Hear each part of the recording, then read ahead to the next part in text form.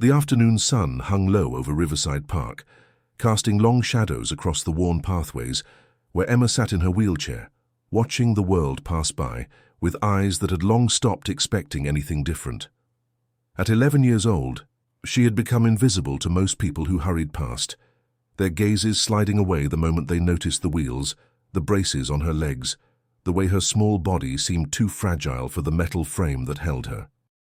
Her father Daniel pushed her chair along the same route they took every Tuesday and Thursday, a ritual born from doctor's orders rather than joy. Physical therapy, they said. Fresh air, they insisted. But Emma knew the truth. Her father brought her here because he didn't know what else to do with the daughter, who reminded him too much of everything he'd lost. The accident had happened 3 years ago, when Emma was only 8. A drunk driver had run a red light on a rainy November evening, and in the span of seconds everything changed. Her mother Sarah died on impact. Emma survived, but her legs didn't. The doctors spoke of spinal damage and nerve injuries in words that sounded like a foreign language to a child who only wanted to know when she could run again. The answer, delivered with clinical sympathy, was never. Daniel had tried his best in those early days, holding her hand through surgeries and physical therapy sessions, promising her that life would still be beautiful. But grief has a way of hollowing people out from the inside, and as months turned into years, his promises grew quieter until they stopped altogether. Now they moved through the park in silence, Daniel's hands on the wheelchair handles more out of obligation than affection. He no longer pointed out the ducks on the pond, or suggested they stop for ice cream. Emma had learned not to ask. She'd learned a lot of things in 3 years: how to make herself smaller, how to pretend she didn't notice when children her age crossed the street to avoid her, how to swallow the lump in her throat when birthday party invitations never came. The wheelchair had become her entire identity to the outside world, and somewhere along the way, she'd started to believe that's all she was. They passed the usual spots: the fountain where teenagers gathered, the playground where the sound of laughter felt like it belonged to a different universe, the benches where elderly couples fed pigeons and pretended not to stare. Emma counted the cracks in the sidewalk, a game she'd invented to pass the time, when a sound cut through her numbness. It was singing, raw and unpolished, coming from somewhere near the oak trees that lined the eastern path. Her father's pace didn't change, his eyes fixed straight ahead as if he hadn't heard anything at all. But Emma turned her head, following the voice. There, beneath the largest oak, was a woman unlike anyone Emma had ever seen in this neighborhood of pressed suits and designer strollers. She sat on a flattened cardboard box, her back against the trunk, one hand resting on a belly so swollen with pregnancy that it seemed impossible she could be homeless. Yet everything about her spoke of desperation. Her clothes were layered and mismatched, a thick sweater over what might have once been a dress, pants that didn't quite fit, shoes held together with duct tape. Her hair, dark and tangled, fell past her shoulders, and her face, though lined with exhaustion, held an unexpected softness as she sang. The song wasn't one Emma recognized, not from the radio or school music class. The words were simple, almost childlike, about stars that never stop shining even when clouds cover the sky, about flowers that bloom in sidewalk cracks, about hearts that keep beating even when they're broken. The woman's voice cracked on certain notes, untrained and imperfect, but there was something in it that made Emma's chest ache in a way that had nothing to do with sadness. It was the sound of someone who still believed in something, despite every reason not to. Daniel kept walking, oblivious or determined to remain so, but Emma twisted in her chair, watching the woman until they rounded a corner and she disappeared from view. That night, lying in her bed in the too-quiet house where her father watched television in another room and rarely spoke, Emma thought about the homeless woman and her song. She thought about how no one had stopped to listen, how people had walked past with their eyes carefully averted, the same way they walked past her. For the first time in longer than she could remember, Emma felt something other than hollow resignation. She felt curious. The next week, when Thursday arrived and her father wheeled her toward the park with the same mechanical routine, Emma found herself looking for the oak tree before they'd even entered through the gates. And there she was, the pregnant woman, in almost the same position. though this time she wasn't singing. She was eating something from a paper bag, probably from the dumpster behind the deli on 5th Street, where the homeless sometimes found day-old sandwiches. Emma watched as her father pushed her past, and this time she spoke. "Can we stop for a minute?" Her voice came out smaller than she'd intended, rusty from disuse. Daniel's hands paused on the wheelchair handles. Why? Not unkind, just confused, as if the concept of stopping hadn't occurred to him in years. Emma didn't have a good answer, at least not one she could put into words. How could she explain that she recognized something in that woman, some kinship of invisibility, some shared understanding of what it meant to be overlooked? "I just want to sit by the tree," she said finally. Her father glanced at his watch, calculating the disruption to their schedule, then shrugged in the way he did about most things these days, a gesture that said nothing really mattered anyway. He pushed her chair toward the oak and positioned it near the base, then walked a few feet away to check his phone, giving Emma privacy he probably assumed she wanted, but didn't really need. Emma sat there, her hands folded in her lap, not sure what she'd hoped to accomplish. The woman looked up from her sandwich and their eyes met. For a long moment neither spoke. The woman's eyes were brown, Emma noticed, the kind of brown that looked almost gold in the afternoon light. They were tired eyes, older than the woman's face suggested, but they didn't look away. They didn't slide off Emma's wheelchair to focus on something more comfortable. They simply looked at her, really looked at her, the way people used to before the accident. "Hi," the woman said finally, her voice gentle. "I'm Lily." "Emma," she whispered back, feeling something loosen in her chest. Lily smiled, not the pitying smile Emma had grown to hate, but something genuine. "That's a pretty name." "Old-fashioned. I like old-fashioned things." She gestured to the space beside her. "Not much room on my luxury estate here, but you're welcome to share it." Emma felt the corners of her mouth twitch, a sensation so unfamiliar it took her a moment to recognize it as the beginning of a smile. "I heard you singing," Emma said, the words tumbling out before she could stop them. "Last week. It was pretty." Lily's expression softened even more, if that was possible. "You think so? My voice isn't much good, never had lessons or anything like that, but it helps sometimes, you know, when everything feels too heavy. Singing makes it lighter, even if just for a little while." Emma nodded, understanding exactly what she meant, even though her own heaviness had never found an outlet. "Could you sing again?" The request came out before Emma could second-guess it, and she held her breath, waiting for rejection. But Lily's face lit up with something that looked almost like joy. "For you?" "Absolutely." She shifted her weight, one hand supporting her pregnant belly, and closed her eyes. When she opened her mouth, the same imperfect, beautiful voice filled the space between them. This time Emma heard the words more clearly, something about birds learning to fly after their wings were broken, about rivers finding new paths when the old ones dried up, about tomorrow always being a chance for something different. Emma listened, and for the first time in 3 years, she felt something other than the crushing weight of what she'd lost. She felt present. When the song ended, Lily opened her eyes and found Emma crying, silent tears streaming down her face.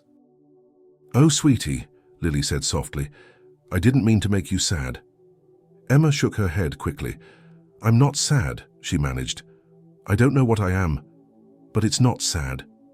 Daniel appeared then, glancing between his daughter and the homeless woman with uncertainty.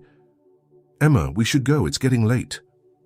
But Emma didn't want to leave, didn't want to return to the silent house, and the father who'd forgotten how to be a father. "Can we come back?" she asked, looking up at Daniel with the first spark of wanting she'd shown in months. He hesitated, clearly uncomfortable, but something in Emma's face must have reached him because he nodded slowly. "Thursday, same time." As they left the park, Emma turned in her chair one last time to wave at Lily, who waved back with her free hand, the other still cradling her unborn child. Emma didn't know why this mattered so much, why a homeless woman's song had cracked something open inside her, but she knew with certainty that Thursday couldn't come fast enough. Behind them, Lily watched the girl and her father disappear down the path, and she placed both hands on her belly, whispering to the baby inside. Maybe we'll be okay after all. Maybe someone still sees us. The week that followed was the longest Emma had experienced since waking up in the hospital 3 years ago. School passed in its usual blur of isolation. Classmates who'd once been friends now treating her with careful politeness. That was worse than cruelty. Teachers who spoke to her in louder voices, as if the wheelchair had affected her hearing. Lunch period spent alone with a book she pretended to read, but underneath the familiar numbness, something had shifted. She found herself humming snatches of Lily's song when no one was listening, found herself thinking about the way the woman's eyes had really seen her, had looked past the metal and the braces to the girl underneath. Thursday arrived with a crispness in the air that signaled autumn's full arrival. Emma woke earlier than usual, her heart beating with an anticipation she'd almost forgotten how to feel. She dressed herself with more care than she had in months, choosing the sweater her grandmother had sent for her birthday, soft blue with silver threads that caught the light. Her father noticed at breakfast, his fork pausing halfway to his mouth, but he said nothing. They'd become experts at silence, the two of them, communicating in glances and shrugs rather than words that might require them to acknowledge the grief still sitting heavy between them. The drive to Riverside Park felt interminable. Emma watched the familiar streets roll past the car window, counting blocks, willing time to move faster. When they finally pulled into the parking lot, she saw Daniel's hands tighten on the steering wheel, saw the hesitation cross his face. "Emma," he started, his voice carrying the weight of a man about to disappoint. "Maybe we shouldn't. That woman, she might not be safe. I don't know anything about her." Emma turned to face her father fully, and when she spoke, her voice held a firmness that surprised them both. "She sang to me, Dad. She saw me. When's the last time anyone really saw me?" The words hung in the air between them, an accusation neither had intended, but both recognized as truth. Daniel's jaw worked silently for a moment, and Emma watched emotions flicker across his face, guilt, sadness, something that might have been shame. Finally, he unbuckled his seatbelt. "Okay," he said quietly. "Okay." They found Lily in the same spot beneath the oak tree, but today she wasn't alone. An older man, grizzled and weathered by years of street living, sat a few feet away, sharing what looked like a thermos of coffee with her. As Emma's wheelchair approached, Lily's face broke into a smile so genuine it made Emma's chest hurt. "Emma, you came back. I wasn't sure you would." The older man took that as his cue to leave, gathering his belongings with practiced efficiency and nodding politely to Daniel before shuffling off toward the eastern path. "I wanted to come back," Emma said, feeling shy now that she was actually here. "I've been thinking about your song all week." Lily's hand moved to her belly in that protective gesture Emma had noticed before, and her smile softened into something bittersweet. "That's about the nicest thing anyone said to me in a long time, sweetie. Would you like to hear another one?" Emma nodded eagerly, and Daniel, after a moment's hesitation, positioned her wheelchair closer to the tree and stepped back, though not as far as he had the previous week. This time Lily's song was different. It wasn't about birds or rivers or stars. It was about a little girl who lived in a castle made of clouds, where the walls were soft as wishes and the windows showed whatever view made you happiest. The girl in the song could fly, could dance, could be anything she imagined, because in the castle of clouds there were no rules about what bodies could or couldn't do. Emma listened with her eyes closed, and in her mind she was that girl, weightless and free, spinning through rooms made of mist and possibility. When the song ended, Emma opened her eyes to find them wet with tears again, but this time she was smiling through them. "How do you do that?" she asked. "Make up songs that feel like they're just for me?" Lily shifted her position, wincing slightly as she adjusted her pregnant belly. "I don't really know. I just think about what might help, what I would have wanted to hear when I was your age and the world felt impossible, which honestly was pretty much always." "Were you in a wheelchair too?" Emma asked, then immediately felt foolish. Obviously Lily hadn't been, she could walk, but Lily didn't laugh at the question. Instead, she tilted her head thoughtfully. "No, but I had other things that made me different. My mama was sick, real sick, and we didn't have money for doctors or medicine. Kids at school knew we lived in a trailer park with no running water some months. They knew my clothes came from charity bins. They knew I brought the same peanut butter sandwich for lunch every single day because it was all we had. Different prisons, same feeling of being trapped. Emma absorbed this, trying to imagine Lily as a child, struggling with burdens Emma had never had to carry before the accident. "But you're still singing," she said softly. "Even now, even when everything's so hard." "How?" Lily was quiet for a long moment, her hand making slow circles on her belly. "Because if I stop singing, if I stop finding little pieces of beauty in the terrible parts, then the terrible parts win. And I'm not ready to let them win. Not yet. Maybe not ever. This baby inside me deserves a mama who still believes good things can happen, even when all the evidence says otherwise." Daniel had been standing at a distance, pretending to check his phone, but Emma could tell he was listening. She saw the way his shoulders had tensed, the way his jaw clenched and unclenched as Lily spoke. Something about this homeless woman's stubborn hope was getting under his skin, reaching places he'd carefully locked away after Sarah died. Emma recognized the signs. She'd spent 3 years watching her father build walls.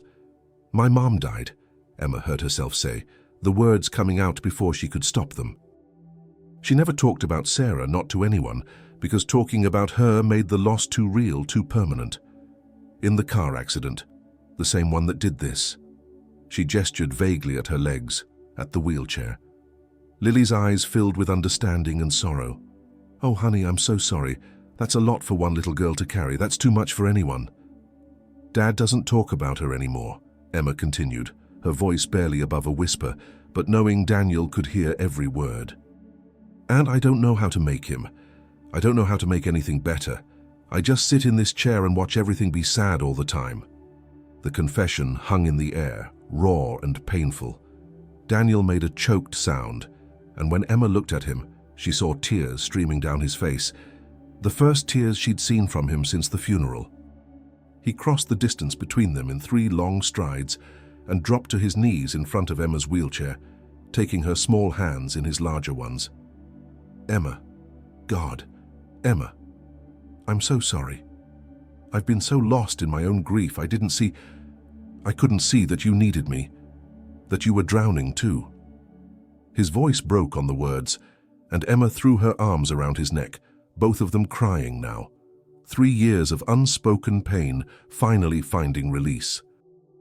Lily watched quietly, tears running down her own face, giving them space for this moment they'd both needed for so long.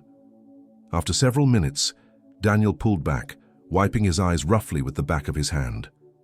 He looked at Lily with something like gratitude mixed with bewilderment. "I don't understand how you did that. We've been to therapists, grief counselors, support groups. Nobody could reach us. And you just sang some songs, and suddenly we're actually talking." Lily smiled gently. "Sometimes the people who've been broken the most can see the cracks in others the clearest. We recognize each other, us broken folks. And maybe your daughter and I, we understood something about being invisible that made us visible to each other." She paused, then added, "Plus I got nothing to lose by being honest. When you've got no home and no money and you're 7 months pregnant with nowhere to go, pretending things are fine stops making sense." Daniel sat back on his heels, studying Lily with new attention. 7 months? Do you have somewhere to go when the baby comes? A hospital? A shelter? Something? Lily's expression became carefully neutral, the kind of mask Emma recognized from her own face when people asked questions that had no good answers. "I'll figure something out. Always do." But the words lacked conviction, and Emma felt a surge of panic at the thought of Lily disappearing, of losing this fragile connection that had somehow brought her back to life.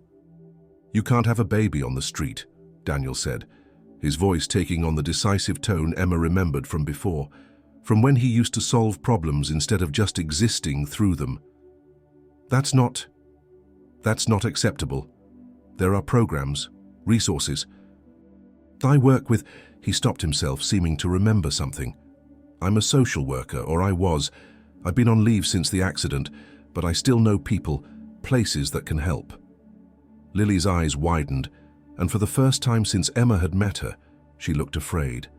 I appreciate that truly, but I've dealt with social services before.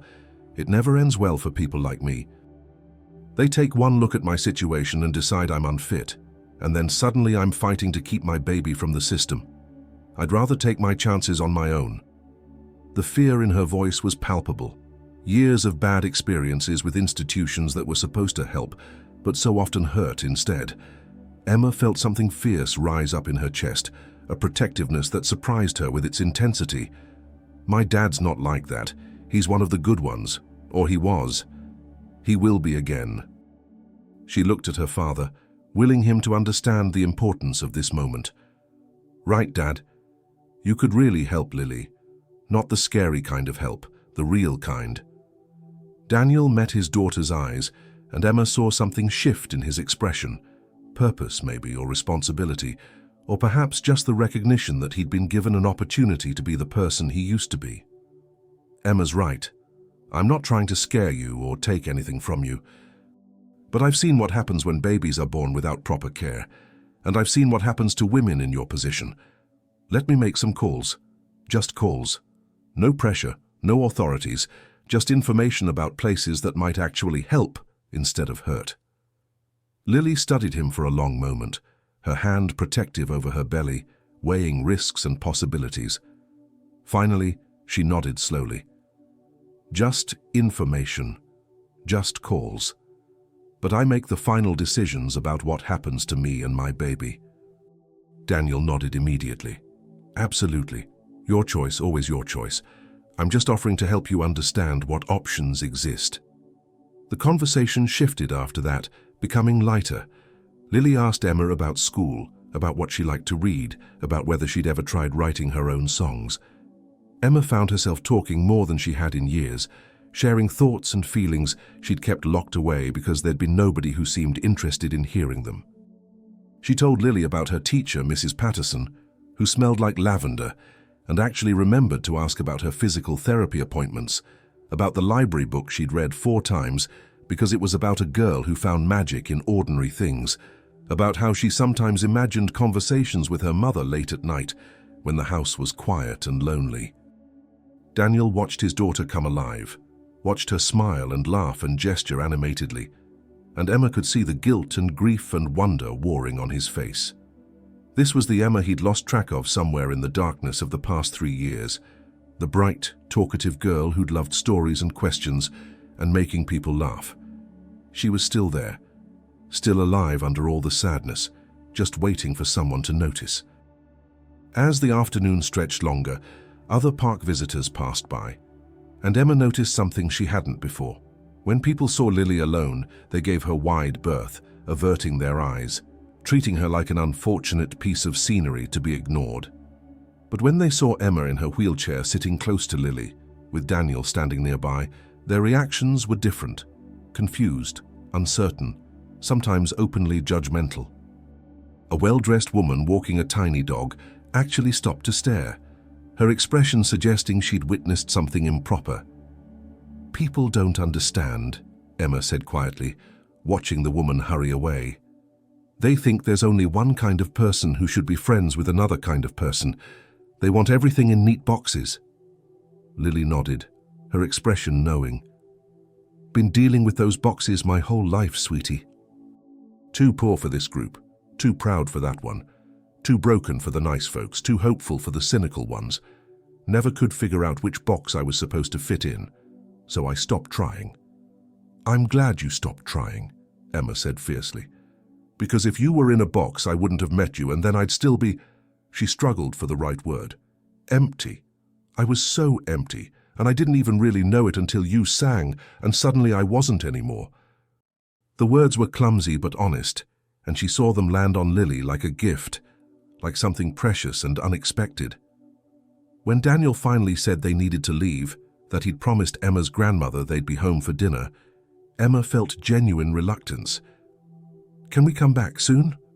Not just Thursday, maybe other days too?" She looked between her father and Lily, hoping. Daniel glanced at Lily, who nodded almost shyly. "I'm here most days. Not like I've got a busy social calendar." She said it lightly, but Emma heard the loneliness underneath. "We'll come back," Daniel said firmly. Tuesday and Thursday to start, if that works for you, Lily. And I'll have that information for you by Tuesday. Places to call, people who can help. Lily's eyes glistened with tears. She blinked away quickly. Thank you, both of you. You've given me something I didn't think I'd find out here. Friendship. Real, honest friendship. That's rarer than you might think.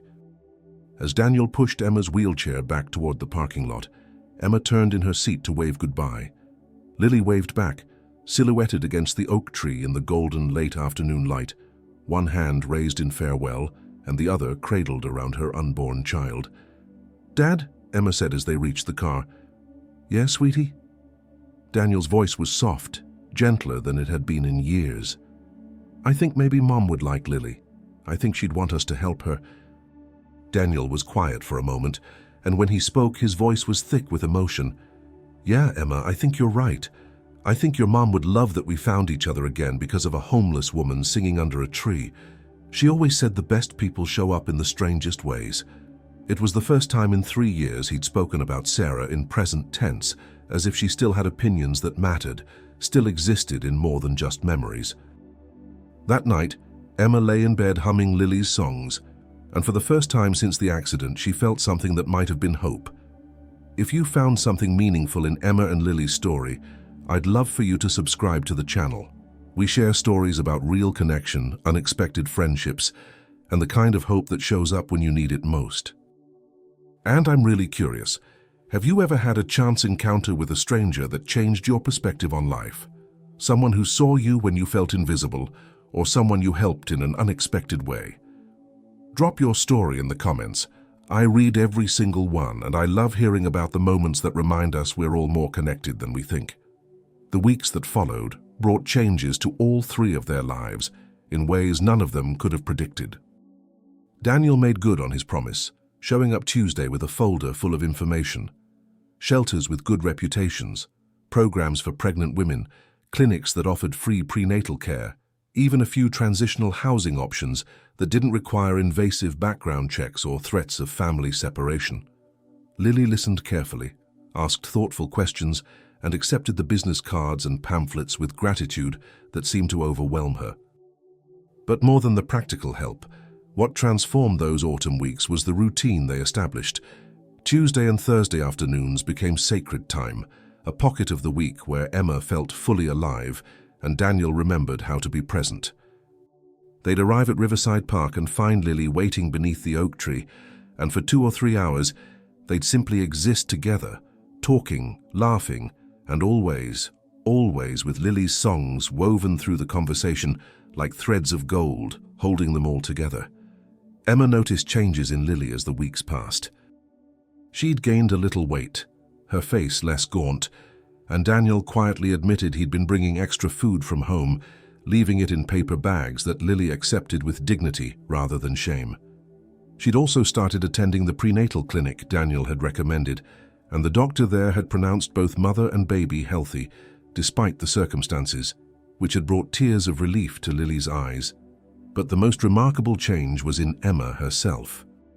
The girl who'd spent 3 years shrinking into her wheelchair, making herself invisible, was slowly expanding back into the world.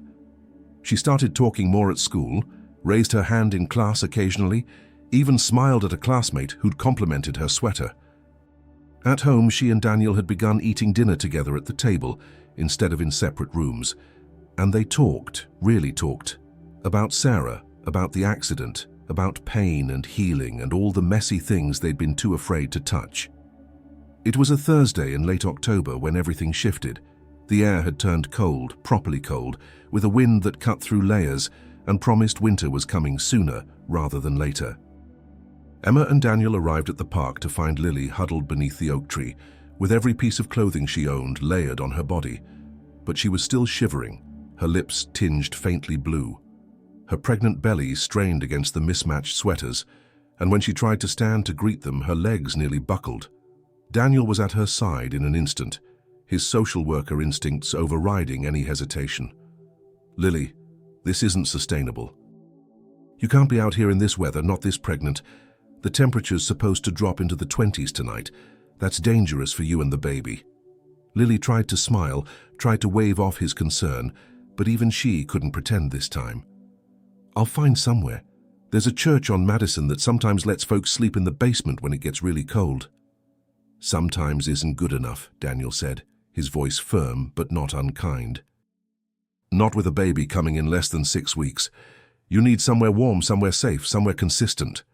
Lily's eyes darted away, that trapped look returning, the fear of institutions and authorities, and people who promised help but delivered judgment instead.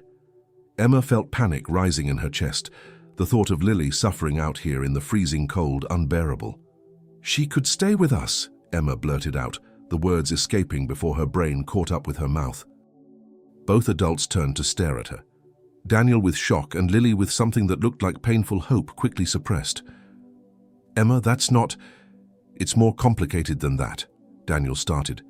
But Emma cut him off with a fierceness that surprised all three of them. "Why is it complicated? We have 3 empty bedrooms. Mum's craft room hasn't been touched in 3 years. It has a bed and a heater and it's warm and safe, and Lily needs it, and we need..." Her voice cracked. "We need her, Dad. She makes everything less lonely. She makes me remember how to be happy, please." Daniel opened his mouth, closed it, ran a hand through his hair in the gesture Emma recognized as him wrestling with a decision. She could see the war playing out on his face, professional concerns about boundaries and proper procedures battling against the simple human recognition that someone he cared about was in danger. Finally, he looked at Lily, really looked at her, seeing past the layers of dirty clothes to the scared young woman trying so hard to be brave.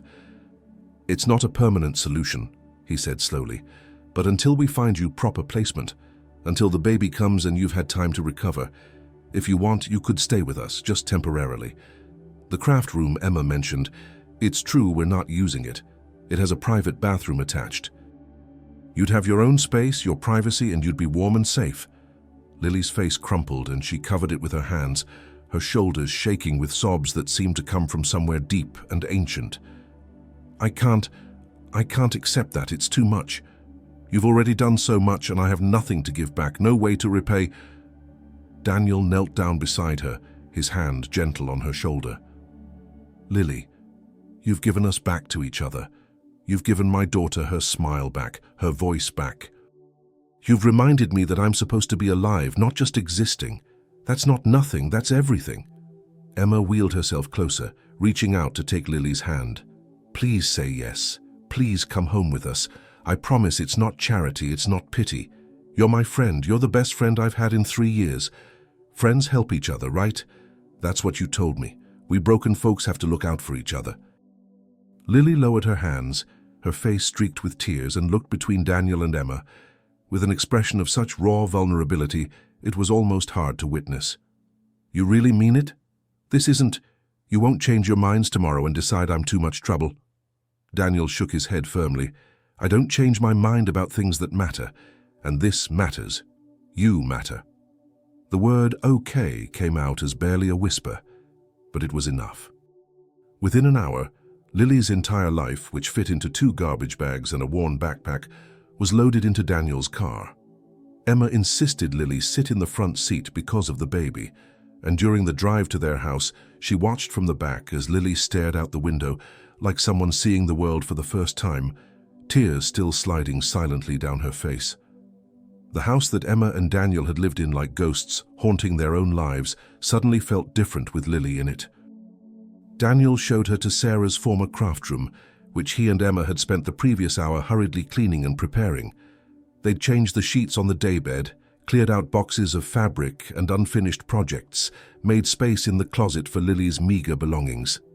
It wasn't much, but it was warm and safe and private, with a window that looked out on the backyard garden Sarah had loved.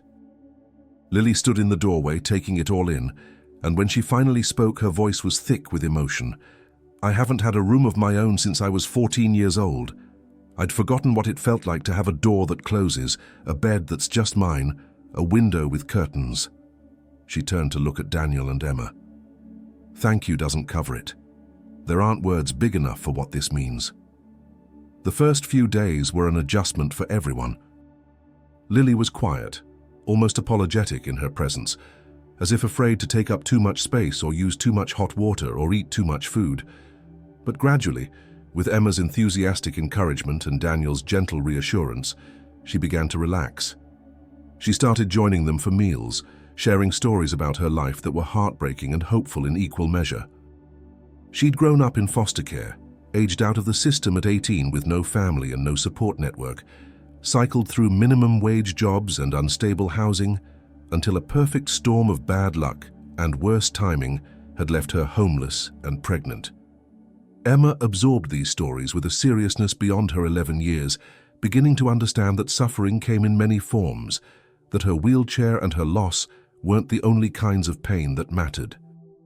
She asked Lily questions about what it had been like, really like, and Lily answered honestly without sugarcoating, but also without wallowing, always finding the small moments of grace even in the darkest times. And the singing continued. Now, instead of the park, Lily would sing in the living room, or sometimes late at night when Emma couldn't sleep. She'd hear Lily's voice drifting from the craft room, singing lullabies to her unborn baby. Daniel mentioned once, quietly, that he sometimes heard Emma singing too now, humming Lily's melodies while doing homework or getting ready for bed, and the wonder in his voice suggested he understood they were witnessing something like resurrection, his daughter coming back to life one note at a time. 3 weeks after Lily moved in, Emma woke in the middle of the night to urgent voices and the sound of the front door closing. She wheeled herself to her bedroom doorway in time to see her father helping Lily, who was breathing in short, controlled gasps, toward the car. "What's happening?" Emma called out, fear sharp in her voice. Daniel turned, his face calm but serious. "The baby's coming, sweetheart. Mrs. Patterson from next door is coming over to stay with you. We'll call as soon as we have news." Emma wanted to protest, wanted to be there, but she understood this was beyond what she could be part of. Mrs. Patterson arrived within minutes, smelling of lavender and radiating capable calmness, and Emma spent the next several hours trying to distract herself with television she didn't watch and books she didn't read. Finally, as dawn was breaking, her father called. "You have a baby sister," he said, his voice cracking with emotion. "Well, Lily has a daughter, but she wants you to meet her. She asked for you specifically." When Mrs. Patterson drove Emma to the hospital later that morning, she found Lily in a private room looking exhausted and radiant in equal measure, cradling a tiny bundle wrapped in pink hospital blankets. Daniel sat in the chair beside the bed, his face softer than Emma had seen it in years. "Emma," Lily said, her voice hoarse but happy, "meet Hope. I named her Hope because that's what you and your dad gave me when I had nothing else left." Emma wheeled closer, and Lily carefully adjusted the blanket so she could see the baby's face, perfect and small and impossibly new, her tiny fingers curled into fists, her eyes closed in sleep. "She's beautiful," Emma whispered, feeling tears slip down her face. Can I hold her?" Lily smiled and, with practiced care, transferred the baby into Emma's waiting arms. The weight of the infant settled against Emma's chest, warm and alive and trusting, and something fundamental shifted inside her. Here was this brand new person who didn't know about wheelchairs or disabilities or loss, who saw Emma as simply someone safe to be held by. Here was proof that new beginnings were possible, that life continued and surprised you and brought joy even when you thought you'd used up all your capacity for happiness. "I was thinking," Lily said softly, watching Emma cradle her daughter, "if it's okay with both of you, I'd like Emma to be Hope's godmother, not in the religious sense necessarily, but in the real sense, someone who'll always be part of her life, who'll help me teach her about kindness and resilience and not giving up even when things are impossibly hard." Emma looked up, her eyes wide with shock and honor. "Really? You really mean that?" Lily nodded, tears streaming down her own face now. "You saved my life, Emma. Both of you did. And I want Hope to grow up knowing the people who showed me that good still exists in this world, that strangers can become family, that sometimes the people who are supposed to help you walk away, and sometimes the people you least expect catch you when you fall." Daniel cleared his throat roughly, wiping at his eyes. "For what it's worth, Lily, I've been thinking too. About long-term plans, about what happens when you're ready to leave the craft room and start your own life with Hope, And I was thinking, if you wanted, there's a program I used to work with that helps place people in transitional housing with job training and childcare support. I could make some calls, help you apply. But there's no rush. You and Hope are welcome to stay as long as you need. Lily looked at him with gratitude that went beyond words. I want to stand on my own feet eventually, give Hope a real home that's ours. But knowing I've got time, that I'm not going to be thrown out on the street with a newborn, Daniel, that's a gift I'll never be able to properly thank you for. She paused, then added with a small smile, though I'll probably try by making you both suffer through my off-key singing for the foreseeable future. Emma laughed, the sound bright and genuine, and baby Hope stirred in her arms, making the tiny snuffling noises newborns make. I love your singing, Emma said firmly. It's the best singing in the world because it's real, because it's yours. And now Hope gets to grow up hearing it every day, and that makes her the luckiest baby ever. Over the next several weeks, the house that had been so silent and sad transformed completely. There was crying now, baby crying at 3 in the morning, the kind that had Daniel and Emma both stumbling out of their rooms to help Lily with bottles and diaper changes, and the overwhelming newness of keeping a tiny human alive. But there was also laughter, so much laughter, and music constantly. Lily singing lullabies, Emma humming along, even Daniel attempting a rusty rendition of Twinkle, Twinkle, Little Star that made everyone giggle.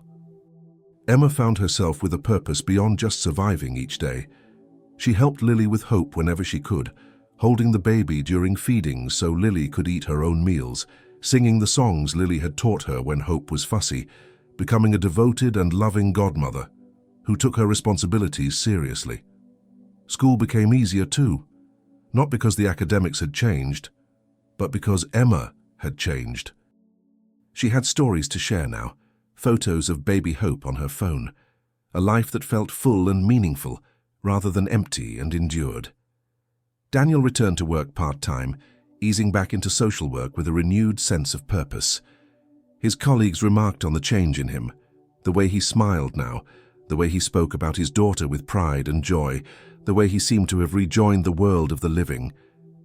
He started the process of helping Lily apply for the transitional housing program, but there was no pressure, no urgency.